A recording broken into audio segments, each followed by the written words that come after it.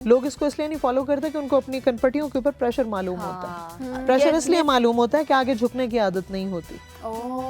योगा में जब आप आगे झुकने की, हमारा जो सजदे से बिल्कुल मुशाबित रखने वाला है, बिल्कुल वैसा ही एक पोज है जिसको हम कहते हैं बाल आसन, द चाइल्ड्स पोज,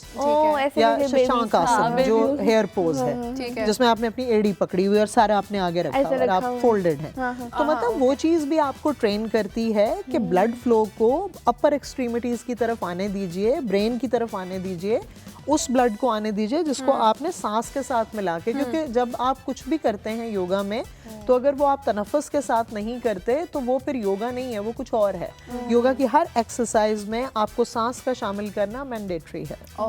एक योगा में मैंने अक्सर ये सुना है कि अभी हम यही बात कर रहे थे हार्मोनल इम्बैलेंस का आपके आने से पहले, कि क्या हमारा हार्मोनल इम्बैलेंस भी कहीं ना कहीं क्योर हो सकता है योगा से। तो क्या जो लड़कियां आजकल की जिनको एक्नी है, PCOS है, हार्मोनल इम्बैलेंस है, उससे कहीं ना कहीं कितना % आपको टेंटेटिव लगता है कि इफेक्टफुल है और किस तरह? बहुत ज़्यादा बच्चियां मेरे पास आती हैं, बल्कि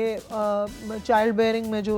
लड़कियां हैं शादीशुदा वो भी आती हैं, जो 30s वाले ग्रुप हैं वो भी आते हैं, और हमने इसके ऊपर बहुत सारा काम भी किया है और अल्हम्दुलिल्लाह योगा से जो इफ़ेक्ट्स और रिजल्ट्स हमने जनरेट किए हैं वो बड़े ज़बरदस्त हैं, बहुत अच्छे हैं। क्योंकि एक बात याद रखें कि अगर आपके खून के अंदर, मेन ब्लड स्ट्रीम के अंदर ऑक्सीजन की मिकदार रिक्वायर्ड नहीं है तो ह्यूमन बॉडी और उसके फंक्शंस, ख़ास तौर पे आपका ब्रेन ठीक से काम नहीं करता। आपने अक्सर लोगों को देखा होगा, वो कहते हैं मुझे फोकस नहीं हो रहा, मुझसे फोकस नहीं हो रहा, मुझसे चीज़ें याद नहीं हो रही। सबसे पहले इफ़ेक्ट करती है ऑक्सीजन की कमी ब्रेन चैम्बर्स के अंदर, जब आप सांस का सही से इस्तेमाल, सांस में गहराई नहीं होती, सांस की सफाई नहीं होती। इट्स एन ऑर्गन, खुदा के लिए उस पर तवज्जो दीजिए, क्योंकि उसको लेंथन करना, उसकी सफाई करना भी उतना ज़रूरी है जितना लिवर का डिटॉक्स करना है, हार्ट का डिटॉक्स करना। आंटी एक मेरा थोड़ा सा फनी क्वेश्चन है, पता नहीं ये लोग हंसेंगे मेरे पे। मैं चाहती हूँ कि जब तुम्हारे बच्चे हो, मेरी बेबीज हो ना, तो मैं स्मार्ट ही रहूँ, मैं नहीं चाहती,